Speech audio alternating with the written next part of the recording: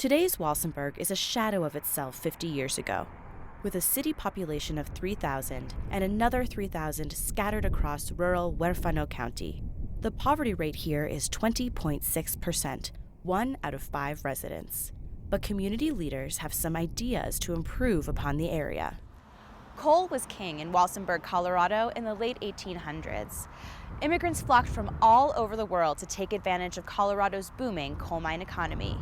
With a population of over 40,000, some called it the Ellis Island of the Rocky Mountains. Walsenburg has changed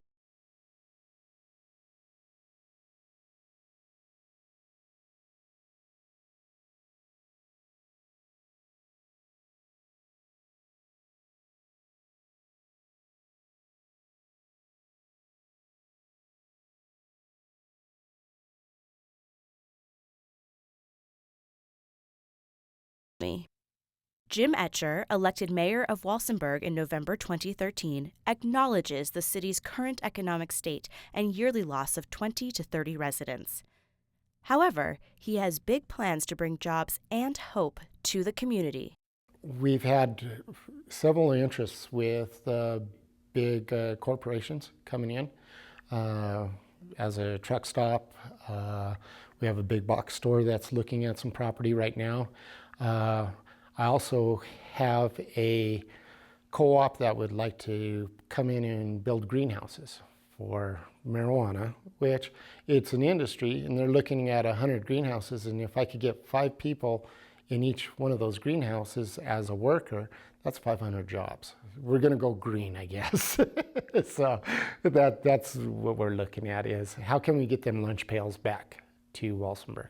That's going to bring in other businesses, because we'll need restaurants, you'll need heating and cooling, plumbers, electricians, all them kind of small businesses that would help generate. So it's not just looking at the 500 jobs, it's how many other jobs is that going to create too down the road. In 2005, Maria Cocciarelli Berger joined husband and fellow artist Brent Berger in Walsenburg to open the contemporary art museum, the Museum of Friends. And my impression was that it couldn't possibly go further down. It had to go up. Walsenburg's location at the crossroads of I-25 and 160 make it a prime spot for tourism. However, very few of the 1.2 million cars passing through annually on their way to Taos or Santa Fe stop to enjoy what the city has to offer.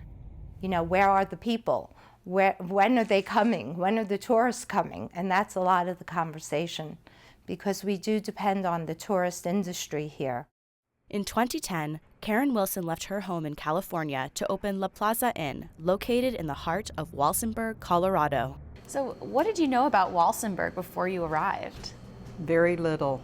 You know, just a little town in southern Colorado. I had no idea of the rich history that it had until we got here. Most people would say buying anything in the hospitality industry during a recession isn't a good idea. But, you know, I was looking for something different. I was looking for a different lifestyle than the fast-paced Southern California. And so I bought this hotel and we started renovating it. Just started to become part of the community. Karen's efforts have expanded past her hotel. In 2011, she joined the Walsenburg Revitalization Committee and took to the streets, improving the look and feel of the community. We've actually painted some of the buildings downtown. We've gotten paint donated, and we're helping with people just fixing up their storefronts.